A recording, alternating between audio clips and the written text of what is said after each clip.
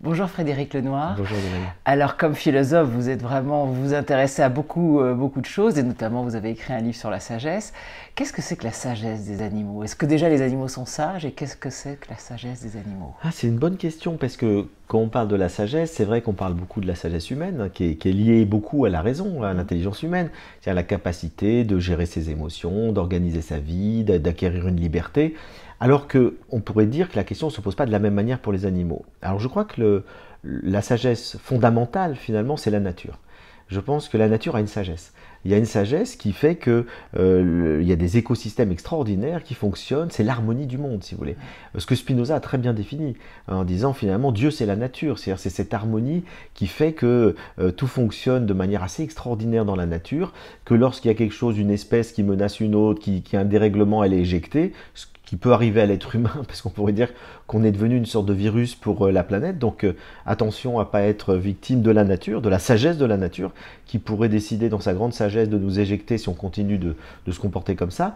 Et donc je crois qu'il y a une forme, si vous voulez, d'auto-préservation de la nature, qui est d'une grande sagesse. Un peu comme le corps humain. Le corps humain a une sagesse naturelle qui fait que quand il y a des virus, etc., il éjecte, il crée des anticorps, etc. Donc il y a toute une harmonie qui fonctionne bien.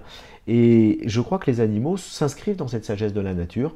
Ils fonctionnent selon leur instinct, selon leurs besoins. Ils ont une place dans les écosystèmes et on voit très bien que si on enlève un animal dans un endroit, ça crée un désastre. J'ai toujours été frappé de cette histoire du parc de Yellowstone aux États-Unis où ils ont décidé d'un moment donné d'enlever les loups.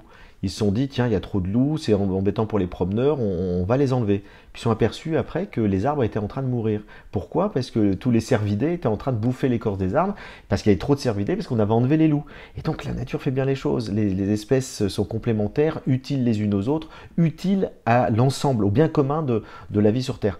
Et donc je crois que les animaux ont cette sagesse-là naturelle.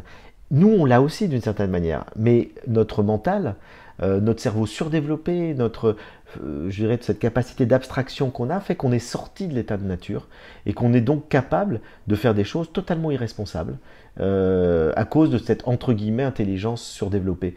Donc je crois qu'il faut revenir à une sagesse qu'on pourrait appeler d'ailleurs, qui s'appelle le bon sens, qui est une forme de sagesse naturelle, qui fait que l'être humain tient sa place dans son environnement de manière harmonieuse. Il faut redécouvrir cette sagesse animale. Oui, j'allais vous poser la question, est-ce que du coup la sagesse, c'est pas l'équilibre? La C'est un peu ce sagesse, que vous décrivez absolument. finalement. C'est un équilibre, une harmonie, un équilibre entre plusieurs choses qui trouvent leur équilibre et en fait c'est être à sa place.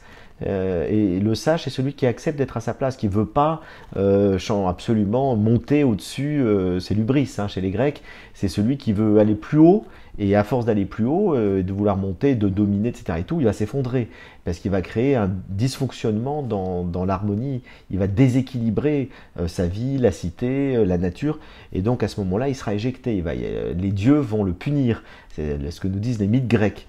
Et donc je crois que c'est ce qui se passe aujourd'hui, la nature est en train de nous punir, la nature est en train de se révolter contre un certain nombre de choses qu'on a fait qui la tyrannisent, et tous les écosystèmes qu'on détruit, la déforestation, etc., les pollutions chimiques, ça crée effectivement des désastres écologiques, c'est une forme, c'est ce que les Grecs appelaient la punition des dieux, c'est pour ça que je crois qu'il faut revenir à cette sagesse naturelle de l'équilibre.